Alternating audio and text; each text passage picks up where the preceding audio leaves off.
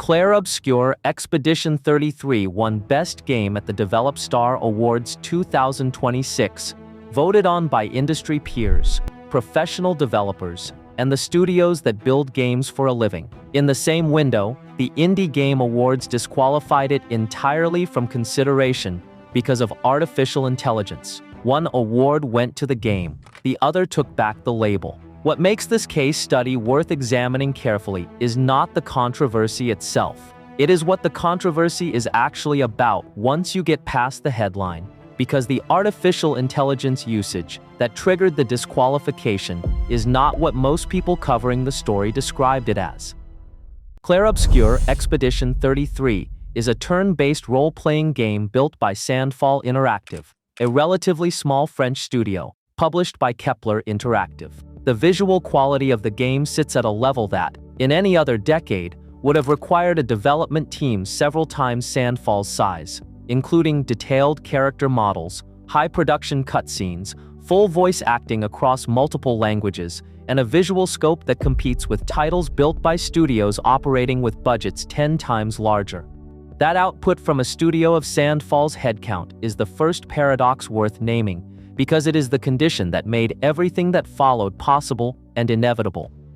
When Sandfall faced the disqualification question, they clarified what had actually happened. The artificial intelligence content in question was not a production pipeline integration. It was background poster art on walls, temporary placeholder textures used during early development experimentation in 2022. A quality assurance oversight meant those textures were not scrubbed before the Goldmaster shipped. They were patched out within 5 days of the game's release. Read that again in full. Clair Obscur Expedition 33 won Best Narrative and Best Audio at the Develop Star Awards 2026. It was stripped of its Indie Game of the Year title because of background poster textures on walls that were in the shipping build for less than 1 week before being removed. That is the zero-tolerance line in practice. Not a systematic AI integration. Not a cost-cutting decision baked into the production pipeline. A quality assurance, oversight involving placeholder art that most players never noticed, patched out in less than 5 days, from a game that the professional development community voted the best of its year.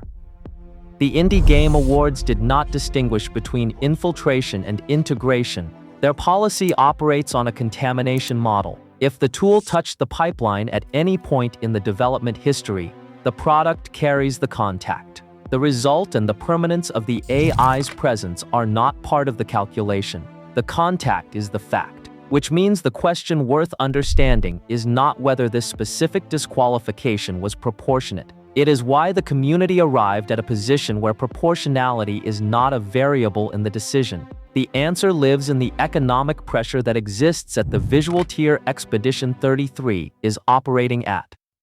Earlier in this series, we laid out what a mid-tier indie game actually costs to produce. Labor at or near market rate, art and audio outsourcing, a marketing budget that most development breakdowns leave out of the headline total. The realistic figure for a small team making a mid-size game over 2 years runs between $200,000 and $800,000.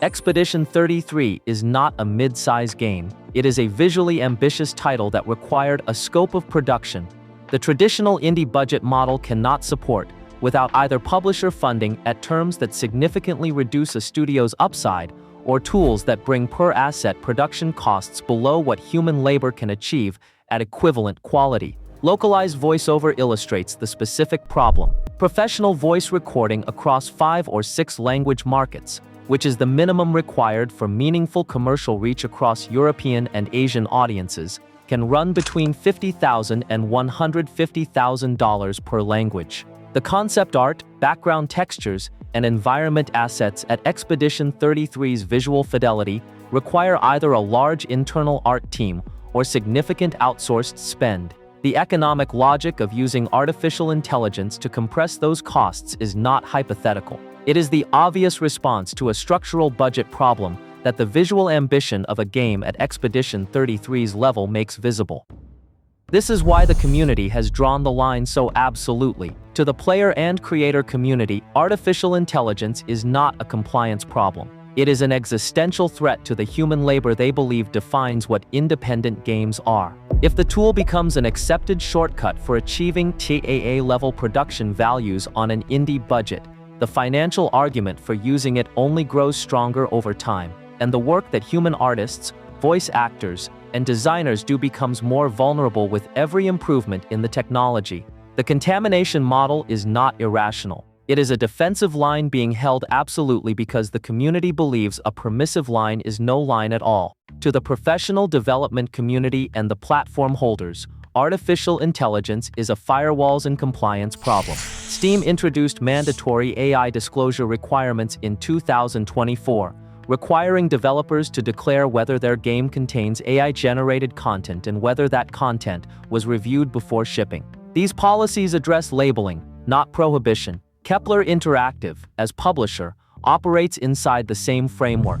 Publisher agreements now regularly contain specific language governing AI use, covering liability, intellectual property ownership of generated content, and disclosure obligations to platform holders. Within that framework, a quality assurance oversight involving placeholder textures that were patched out within days is a disclosure gap, not a moral failure. The professional community that voted Expedition 33 Best Game was operating inside the utility model. The tool was incidental, the result was exceptional, and the result is what they were asked to judge. Two incompatible frameworks. Two honest verdicts.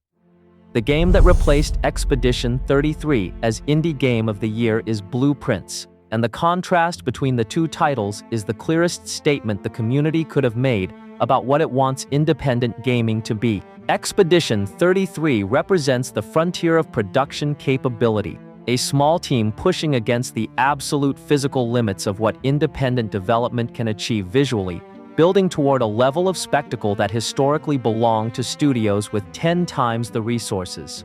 Blueprints represents the fortress of pure human design, a highly stylized, intellectually intricate puzzle game built around the elegance of a concept rather than the ambition of its production values.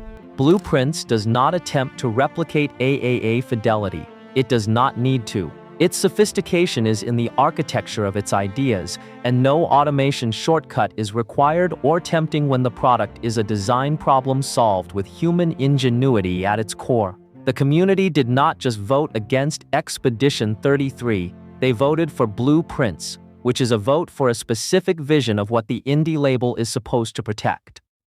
What the case exposes is a double standard built into the structure of the industry itself, and Sandfall Interactive landed directly in the middle of it. If a studio operates on a constrained budget and achieves AAA-level visual fidelity, the industry now asks how that was possible and whether automation was involved. The scrutiny follows the achievement. If the same studio commits to entirely human-produced assets at the same visual tier, the financial reality of what that requires locks most independent teams out of competing at that level without publisher funding that changes their independence in practice. The industry has built a system where a studio can be too good to escape scrutiny about how the work was made and too small to survive the human-only production costs that would prevent that scrutiny from arising. That is not a contradiction anyone designed intentionally. It is the structural consequence of rising visual expectations meeting a community standard that has drawn a defensive line against automation at exactly the moment the economics of independent development make the tools most tempting. The Develop Star Award is on the shelf. The indie label was removed. A background poster texture that lasted less than 1 week in the shipping build is what sits between those two outcomes. And the industry has not yet found a way to hold both verdicts in the same framework, because the two communities delivering them are not measuring the same thing and we're never going to reach the same answer.